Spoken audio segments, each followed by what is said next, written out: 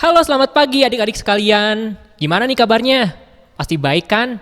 Nah, kembali lagi di ibadah sekolah minggu online. Hari ini kita akan mulai ibadah kita.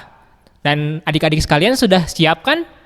Nah, tapi sebelum kita mulai ibadah, ayo semuanya kita bangkit berdiri. Kita akan bersaat teduh terlebih dahulu. Mari kita bersaat teduh.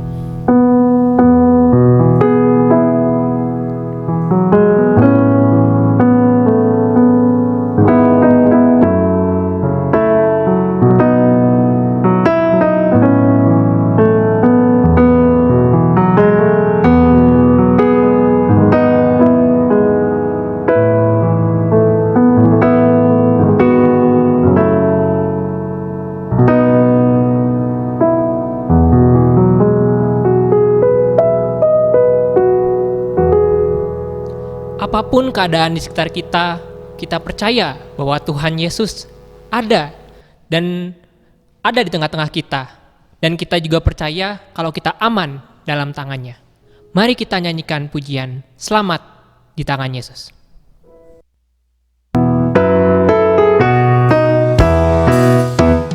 Selamat di tangan Yesus, aman pelukannya. Dalam teguh kasih-Nya aku bahagia. Lagu merdu malaikat olehku terdengar. Dari negeri mulia damai sejahtera. Yesus perlindunganku telah mati bagiku. Padanya ku percaya, Yesus kekal teguh.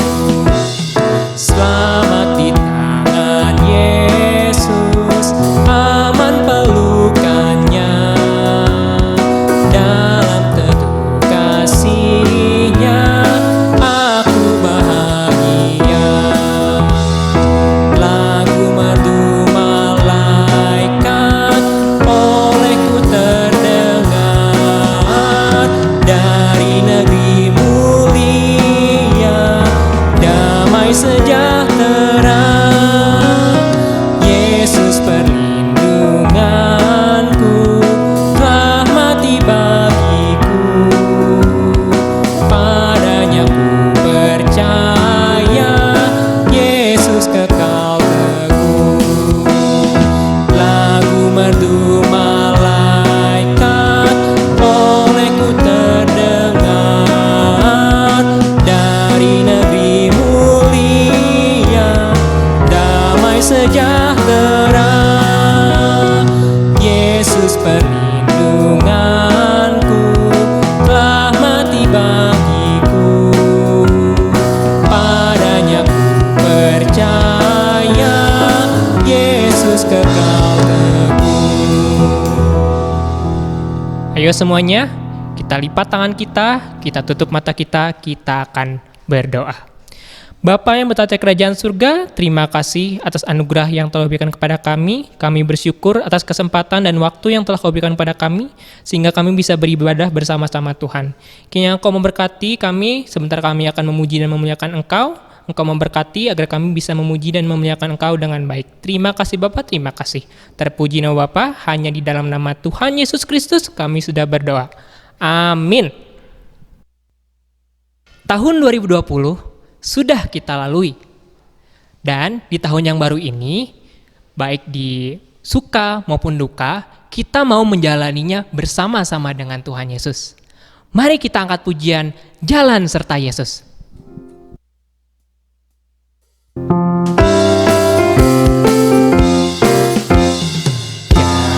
Jalan serta Yesus, jalan sertanya setiap hari. Jalan serta Yesus, serta Yesus selamanya. Jalan dalam suka, jalan dalam duka, jalan sertanya setiap hari. Jalan serta Yesus, serta Yesus selamanya. Sepertinya kita harus menyanyikannya dengan gerakan nih. Ayo adik-adik semua, kita akan nyanyikan lagu ini pakai gerakan. Jalan serta Yesus, jalan sertanya setiap hari. Jalan serta Yesus, serta Yesus selamanya. Jalan dalam suka, jalan dalam duka, jalan sertanya setiap hari. Jalan serta Yesus, serta Yesus selamanya. Jalan dalam suka, jalan dalam duka, jalan sertanya setiap hari. Jalan serta Yesus, serta Yesus selamanya.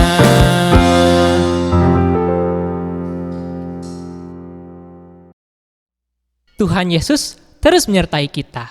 Maka karena itu kita pun harus semakin rajin untuk baca Alkitab, berdoa, dan tiap hari hidup untuk menyenangkan Tuhan.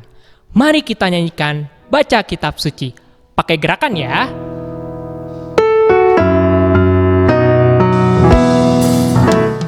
Baca kitab suci, doa tiap hari, doa tiap hari, doa tiap hari.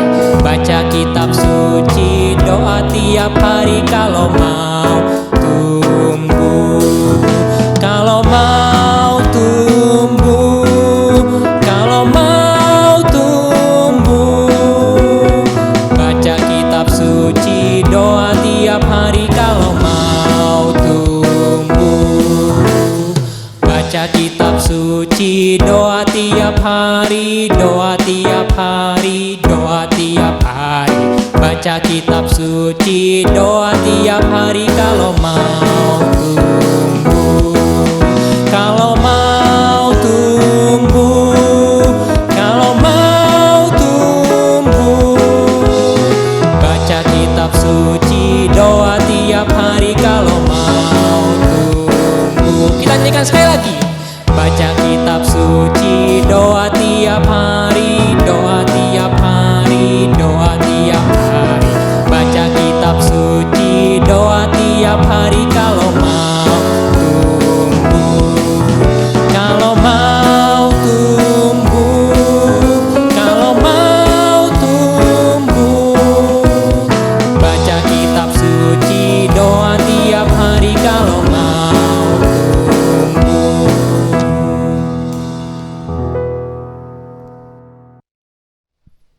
Bertumbuh bukan hanya tambah tinggi atau tambah besar saja loh, tetapi bertumbuh juga ketika kita mengenal Tuhan Yesus. Nah, siapa sih Tuhan Yesus itu? Tuhan Yesus itu adalah Tuhan dan juga sahabat kita yang mau mati untuk menebus dosa kita. Oleh karena itu, mari kita nyanyikan lagu Yesus Sahabatku. Yesus sahabatku, kau mati bagiku, besarnya kasih-Mu, sahabat dan Tuhanku, sampai ku besar nanti, sampai aku mati. Ku kan ingat selalu Yesus sahabat dan Tuhanku. Kita nyanyikan lagi Yesus sahabatku. Yesus sahabatku, kau mati bagiku,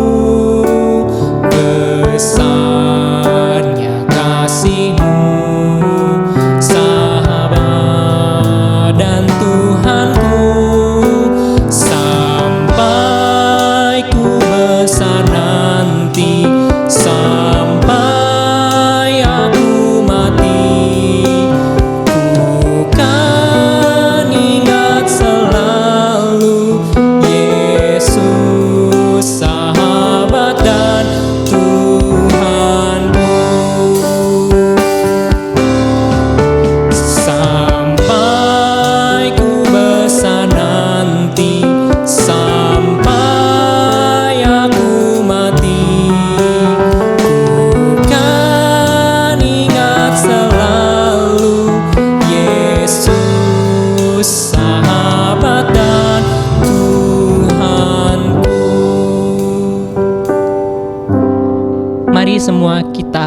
berdoa. Bapa yang bertata di kerajaan surga, kami bersyukur atas setiap pujian-pujian yang kami naikkan. Kiranya Engkau memberkati agar setiap pujian yang kami naikkan bisa menyenangkan hati-Mu. Tuhan, jikalau sebentar kami akan mendengarkan sedikit dari firman-Mu, kiranya Engkau memberkati kami agar kami bisa mendengar dengan baik, pimpin kami agar kami bisa duduk diam dan mendengarkan firman-Mu dengan baik. Tuhan, terima kasih Tuhan, Engkau juga memberkati hamba-Mu yang akan memberitakan firman-Mu juga. Terima kasih Bapa, terima kasih. Terpuji nama Bapa. Hanya di dalam nama Tuhan Yesus Kristus kami sudah berdoa. Amin. Shalom. Selamat pagi anak-anak yang dikasih Tuhan. Sudah siap mendengarkan firman Tuhan? Kalau sudah siap, duduk yang manis, Alkitabnya disiapin ya. Kalau mau catat, catatan bukunya disiapin ya. Minggu lalu kita sudah mendengar firman Tuhan ya, bahwa ada seorang raja pertama Israel. Masih ingat raja siapa? Ya, Raja Saul. Raja Saul yang pada akhirnya menjadi tidak taat kepada Allah ya. Dia tidak menjadi taat, dia mulai melawan Allah gitu ya. Bahkan pada suatu hari ketika Nabi Samuel memberikan pesan kepada Raja Saul gitu ya. Nabi Samuel memberikan pesan kepada Raja Saul untuk menunggunya ya, pada saat mau mempersembahkan persembahan, tapi Saul tidak taat, tidak sabar.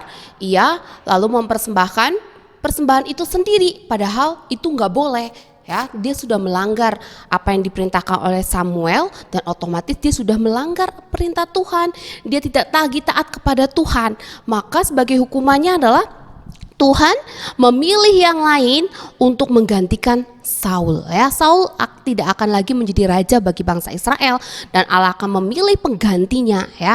Lalu Allah memilih seorang pemuda, seorang gembala yaitu Daud ya. Daud menjadi pengganti daripada Raja Saul ya. Pada awalnya Raja Saul suka sama Daud gitu ya, karena Daud itu pintar bermain kecapi ya, bermain musik. Daud juga suka menghibur ya, pandai menghibur Raja Saul.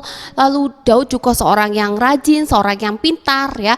Raja Saul begitu menyukai Daud. Namun pada lama-kelamaan ketika Daud mulai terkenal gitu ya, Daud mulai menunjukkan kehebatannya, banyak orang yang memuji-muji Daud ketika Daud menjadi seorang pemimpin pasukan yang bertanggung jawab dan beberapa kali memenangkan pertempuran. Lalu Raja Saul ini menjadi marah. Kenapa marah? Karena Raja Saul menjadi iri, gak suka dengan keberhasilan Daud, gak suka dengan kepopuleran Daud. Daud menjadi terkenal, gak suka kalau banyak orang menyukai Daud. Ya, timbul iri hati di dalam hati Raja Saul. Mulai saat itu Raja Saul membenci Daud. Bahkan beberapa kali Raja Saul ingin menangkap Daud dan mencelakai Daud. Wah, menjadi sangat berbahaya ya. Orang yang tidak taat itu pada akhirnya akan membuat kesalahan-kesalahan dan dosa-dosa yang lebih besar. Ya, ketika dia tidak mentaati Tuhan, maka dia akan membuat banyak sekali kesalahan dan dosa-dosa yang diperbuat oleh Raja Saul ya. Daud berkali-kali harus sembunyi di bukit, di gunung, di gua-gua, di pedesaan, di tempat-tempat yang jauh dari Raja Saul. Namun berkali-kali Daud bersembunyi, berkali-kali juga Saul mengejar Daud. Ya, dia nggak puas ya sebelum mencelakai Daud. Ya, dia nggak puas sebelum membuat Daud lenyap dari dunia ini gitu ya. Itu karena hati Saul dikuasai oleh iri hati, kebencian, kemarahan, dan ketidaktaatan kepada Tuhan. Pokoknya kemanapun Daud pergi, Saul ingin mengejar Daud ya. Sampai suatu kali ya di dalam 1 Samuel pasal 26 ya, 1 Samuel pasal 26, kalian bisa buka Alkitab kalian, 1 Samuel pasal 26 ya. Daud waktu itu juga sedang bersembunyi ya. Dia bersembunyi di mana ya? Di ayat yang pertama, Daud menyembunyikan diri di bukit Hakila. Di mana?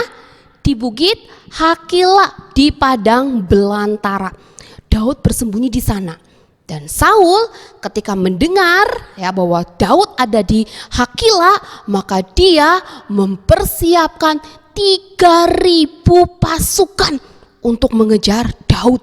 Wah, kamu bisa bayangkan hanya untuk mengejar Daud Saul harus menyiapkan 3.000 pasukan seperti sedang berperang dengan bangsa yang besar. Padahal ini hanya mengejar seorang Daud, dan Daud selama ini gak pernah melawan Saul ya. Tetapi dia membawa 3.000 pasukan, banyak banget ya. Kayak lagi orang mau perang saja ya. Dan ketika Daud mendengar bahwa Saul sedang mengejar dia ke Hakila membawa 3.000 pasukan, dia tanya, dia kasih tahu sama prajuritnya gitu ya, dia juga bawa pasukan tapi nggak sebanyak Saul gitu ya. Dia bilang ya, coba saya dengar Saul sedang kemari ke dekat kita, pasti dia mau menangkap saya gitu ya. Coba kamu cari tahu benar tidak berita ini ya. Dan ternyata betul ya, Saul sedang di dekat Daud ya. Bahkan Saul sekarang ini sedang berkemah di dekat persembunyian Daud dengan berapa tadi? 3.000 pasukan ya. Nah, kira-kira mendengar ini Daud takut enggak ya? Mungkin secara manusia dia takut ya, dia takut secara manusia. Tetapi dia pernah belajar, dia pernah mengalami berkali-kali ketika Daud di dalam bahaya, ketika dia sebagai gembala berhadapan dengan binatang buas ya, harimau, singa ya, kemudian beruang ya, kemudian serigala ya, dia berapa kali mengalahkan binatang-binatang buas itu karena pertolongan Tuhan. Bahkan dia pernah menghadapi manusia raksasa. Siapa yang ingat? Daud melawan siapa? Ya, berlawan Goliat. Daud waktu itu masih sangat muda ya, tapi dia bisa mengalahkan raksasa Goliat yang tingginya berapa kali lipat dari tinggi tubuhnya. Itu juga karena Tuhan menolong dia. Maka Daud ingat berapa kali dia dalam bahaya, berapa kali dia melawan musuh-musuh yang besar. Tuhan selalu menjaga, melindungi dan menolong. Maka meskipun mungkin takut di dalam hatinya gitu ya, tapi dia percaya bahwa Tuhan pasti akan menolong kali ini ya. Maka dia memikirkan cara bagaimana ya untuk menghadapi Saul ya. Bagaimana ya menghadapi Saul? Saul bawa 3.000 pasukan untuk berperang, pasti nggak akan bisa, dan Daud nggak mau melakukan hal itu. Maka apa yang dia pikirkan ya, lalu Daud punya rencana. Rencananya apa? Dia akan menunggu hari menjadi gelap ya, malam. Kalau malam-malam dia bisa melaksanakan rencananya ya. Maka dia bilang gini, malam ini ketika hari gelap ya, aku mau mendatangi kemah Saul ya. Siapakah di antara kalian yang mau ikut denganku ya? Lalu ada seorang bernama Abisai berkata, saya mau. Wah, anak-anak, sebetulnya hal ini adalah hal yang membahayakan ya, karena tadi yang mau cuma siapa? Abisai. Jadi sekarang Daud bersama dengan berapa teman? 1. Jadi cuma berdua dengan Daud. Sedangkan Daud akan memasuki kemah musuh ya, orang yang memusuhi dia ke kemah Saul dengan berapa pasukan? 3.000. Dengan 3.000 pasukan. Ini ada suatu hal yang berbahaya ya. Dia harus melawan 3.000 pasukan yang bersenjata, bukan pasukan abal-abal, tapi orang-orang yang terlatih di dalam berperang gitu ya. Tetapi Daud yakin dan percaya bahwa kali ini pun Tuhan pasti akan menjaga dan melindunginya ya. Karena dia sudah tahu, dia sudah pernah sering melihat Allah menjaga dan melindunginya. Maka hari itu pun Daud pergi ke kemah Saul dengan berani, dengan penyertaan Tuhan, dengan pertolongan Tuhan ya. Lalu mereka tunggu sampai malam ya. Sampai malam mereka intip sampai kira-kira mula-mula ada satu kemah yang dimatikan lampunya ya. Sampai kemudian dia lihat tidak ada lagi penjaga atau prajurit yang berlalu lalang ya.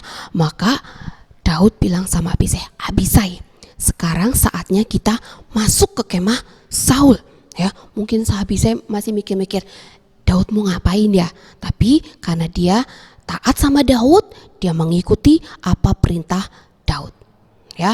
Mereka masuk ke dalam kemah Saul Ya, mereka berjalan pelan-pelan, ya, pelan-pelan mereka berjalan melewati para penjaga yang sedang tertidur dengan lelapnya. Mereka jalan dengan hati-hati, ya. Sebetulnya ini aneh nggak anak-anak? Aneh nggak? Aneh sebetulnya. Apa anehnya? Biasanya kalau ada pasukan, apalagi di situ ada raja, ya, pasti tidak akan semua prajurit akan tidur. Ya, pasti akan ada yang bergiliran berjaga kan? Gak mungkin mereka teledor gitu ya. Mereka teledor sampai tidur semuanya gitu ya, sehingga satu pun yang berjaga menjaga raja. Tapi kenyataannya saat Daud dan Abisai tadi masuk ke dalam kemah Saul, mereka tidak mendapati satu penjaga pun yang terjaga. Semua tertidur, ya. Semua tertidur. Coba bayangkan ya.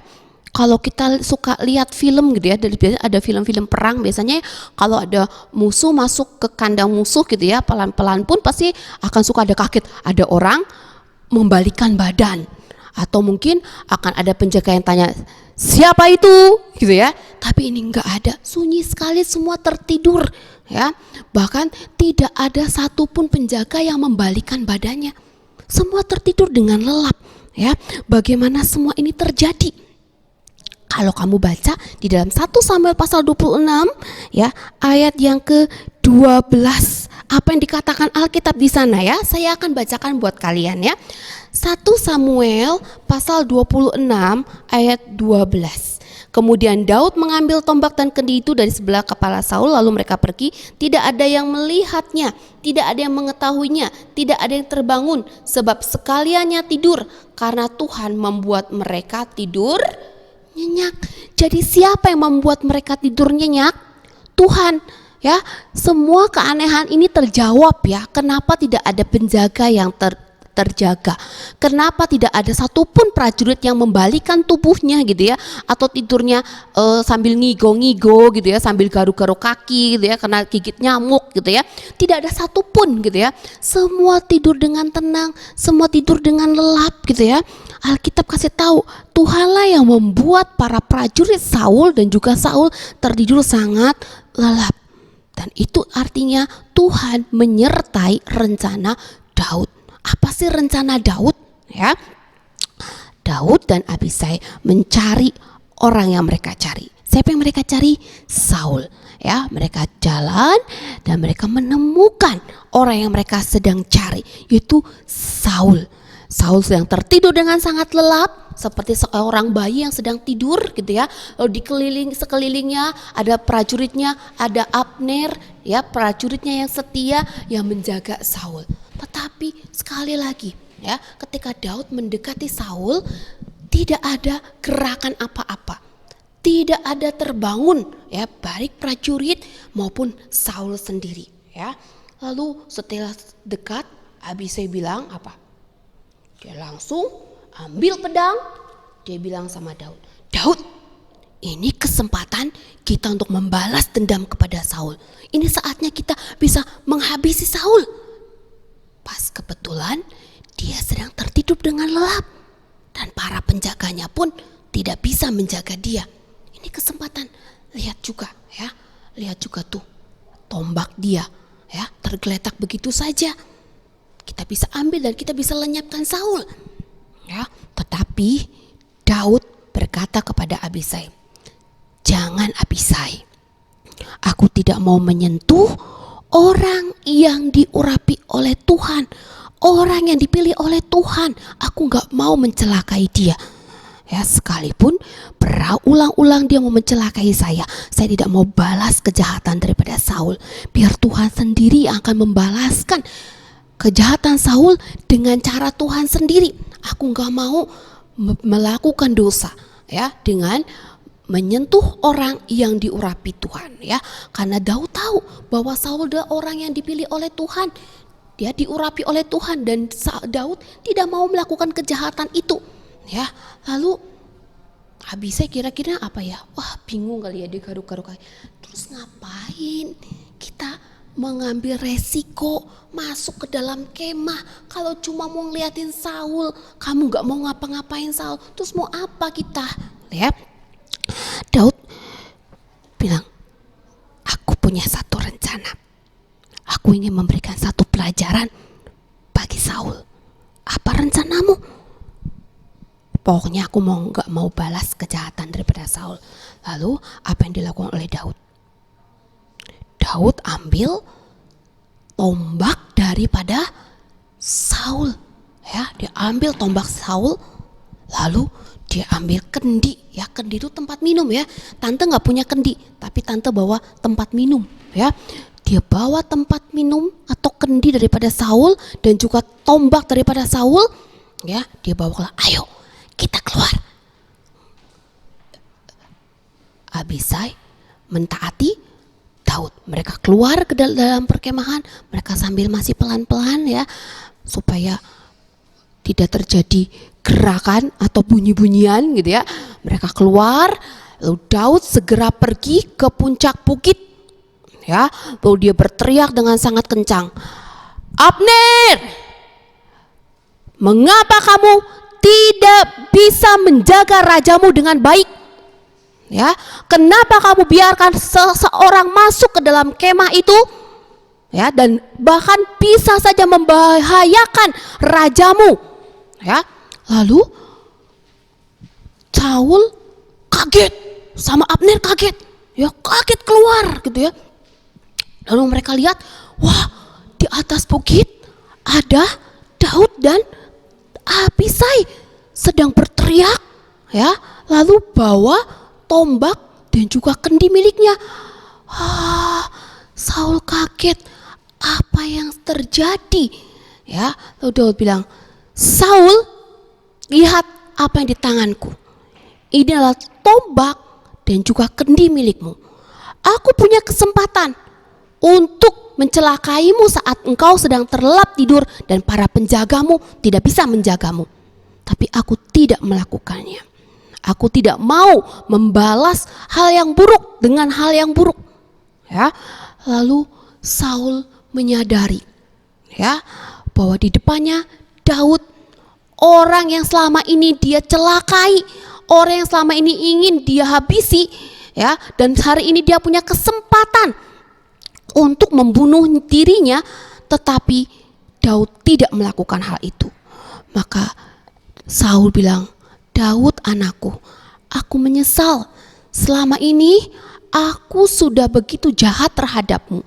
Dan sudah 2 kali kamu punya kesempatan untuk melakukan hal yang buruk terhadapku. Tapi 2 kali ini juga engkau meluputkan aku dari bahaya. Ya, engkau tidak melakukan pembalasan terhadapku. Ya, Saul menyadari, ya, bisa saja Daud melakukan apapun terhadap dirinya ketika dia sedang lengah dan penjaganya lengah. Namun Daud tidak melakukan hal itu. Dan Daud adalah seorang yang taat kepada Allah, seorang yang percaya kepada Allah. Dia tahu pembalasan bukan miliknya, ya, bukan haknya. Ada Tuhan yang berhak untuk membalas setiap kejahatan orang terhadap dirinya, dan dia tidak melakukannya. Dan terlebih dia percaya Allah akan senantiasa melindungi Daud dari segala hal yang buruk, dan Tuhan tidak akan izinkan terjadi jikalau itu tidak sesuai dengan kehendak Tuhan. Dan Daud menyadari hal itu, ya. Berulang kali Tuhan melindungi Daud dari bahaya dan menolong Daud untuk taat dan setia kepada Allah. Bahkan hari itu juga Tuhan menolong Daud kembali untuk tidak melakukan kejahatan, untuk tidak mengotori tangannya dengan darah. Dia tidak menolong Daud, menjaga hati Daud untuk tidak membalas kejahatan daripada Saul, ya. Tuhan adalah penjaga dan penolong kita. Dia adalah pelindung kita. Dia melindungi kita bukan hanya secara fisik, ya. Dia tidak hanya melindungi kita secara fisik, tapi juga melindungi hati kita, ya. Tuhan tidak hanya melindungi Daud dari ancaman binatang buas dan musuh-musuhnya, tapi juga Tuhan menolong Daud untuk tidak berbuat dosa, untuk tidak lakukan sesuatu yang melanggar kehendak Tuhan, ya. Daud tahu suatu hari nanti dia akan menggantikan Saul, tapi dia juga tahu akan ada waktunya Tuhan menjadikan dia seorang raja. Dia begitu sabar, dia mentaati pimpinan Tuhan, dan dia percaya kalau Tuhan tidak berkehendak, maka apapun usaha-usaha manusia untuk mencelakakan dirinya tidak akan bisa. Dan apapun yang membuat dia dalam bahaya itu akan dalam perlindungan Tuhan, karena Tuhan penjaga dan penolong kita. Demikian juga dalam hidup kita, ya. Kita mau belajar ya bahwa Allah adalah pelindung kita, Allah penolong kita. Dan kita juga mau belajar taat sekalipun itu sulit, tapi percayalah Tuhan akan tolong kita, memampukan kita untuk bisa mentaati Allah. Dan terlebih Tuhan akan menjaga langkah demi langkah kita seperti seorang gembala menjaga domba-dombanya. Mazmur pasal 23 ayat 1 ini menjadi ayat hafalan bagi kita bersama, yang mengatakan, Tuhan adalah gembalaku, takkan kekurangan aku. Nanti kau bisa baca Alkitabmu, Mazmur pasal 23 ayatnya yang pertama. Dan kau bisa katakan pada Tuhan, engkaulah gembalaku. Ya, engkaulah gembalaku, engkaulah penjagaku, engkaulah pelindungku. Ya, kalau Tuhan Yesus sebagai seorang gembala, dia menjaga kita, melindungi kita, ya, bahkan dia rela menyerahkan nyawanya bagi pengampunan dosa kita, apalagi untuk hal-hal yang kecil, dia bisa melindungi dan menjaga kita. Dia bisa menyelamatkan kita dari dosa, maka dia sangat bisa menolong kita dari bahaya dan dari hal-hal yang buruk, ya. Termasuk bahaya dari virus corona. Kau bisa minta perlindungan daripada Tuhan, ya. Tuhanlah penjaga kita, pelindung kita, dan percayalah kepadanya, senantiasa taat kepadanya. Walaupun sulit, kita harus tetap belajar untuk taat, ya. Nanti kita akan berdoa, ya, untuk firman Tuhan yang sudah kita dengar. Bapa dalam kerajaan sorga, sungguh kami bersyukur memiliki Allah seperti Engkau. Engkau seumpama gembala yang menjaga kami seperti menjaga domba-domba. Engkau menjadikan kami orang-orang yang lemah ini seperti domba karena Engkau ingin melindungi dan menjaga kami dari segala macam hal yang membahayakan kami. Jikalau Engkau sudah berkorban nyawa sebagai tebusan atas dosa kami, Engkau juga akan menolong dan menjaga kami di dalam kehidupan kami dari hal-hal yang buruk di dalam kehidupan kami. Terima kasih Tuhan, Engkaulah penjaga dan pelindung kami. Kami tidak akan takut sebab ada Engkau bersama dengan kami. Biarlah iman ini tertanam dalam hati kami. Ketika kami dalam bahaya, kami berseru meminta pertolongan daripada Engkau. Terima kasih Tuhan, di dalam nama Tuhan Yesus Kristus, Juru Selamat kami sudah berdoa. Amin. Nanti sebagai tugas, nanti Tante akan kasih gambar domba, ya. Kalian nanti akan tulisin gini dalam gambar domba, tulisannya adalah Tuhan adalah gembala yang baik untuk Esther, dan Esther adalah dombanya. Dia adalah pelindung Esther, dia menjaga Esther. Nanti Esther diganti nama kalian, ya. Oke, sampai jumpa minggu depan, sampai jumpa di dalam ibadah online berikutnya. Tuhan Yesus memberkati. Nah, kita sudah diingatkan kembali nih, kalau Tuhan Yesus selalu melindungi anak-anaknya sampai bisa bertemu dengan dia di kerajaan surga. Nah, kalian tahu tidak? Di kerajaan surga itu tidak boleh ada yang namanya dosa. Jadi, ketika dosa mau masuk ke hati kita, apa yang kita katakan? Yes or no? Tentu saja no, supaya kita bisa masuk ke dalam kerajaan surga. Nah, oleh karena itu, kita akan belajar satu pujian lagi. Ya, pujian ini berjudul Dosa Tak Boleh Masuk. Dosa tak boleh masuk, dosa tak boleh masuk. Surga tempat yang tinggi, ada Bapa yang suci, dosa tak boleh masuk.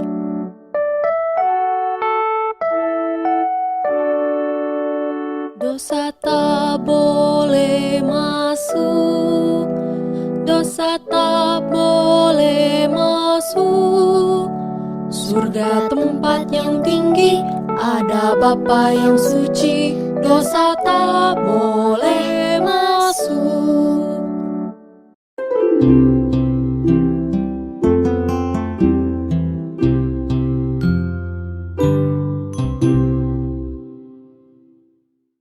Dosa tidak boleh masuk. Tapi firman Tuhan boleh masuk tidak? Boleh dong. Nah, oleh karena itu kita harus rajin baca Alkitab. supaya kita bisa lebih mengenal Tuhan. Nah, ini adalah bacaan Alkitab untuk 1 minggu ke depan.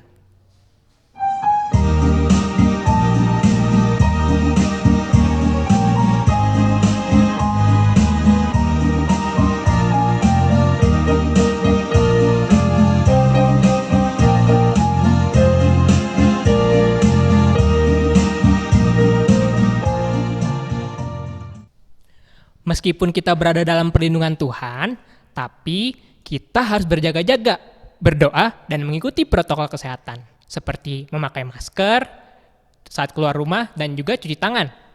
Dan juga selalu jaga kesehatan ya. Sampai jumpa di ibadah sekolah minggu depan. Tuhan Yesus memberkati.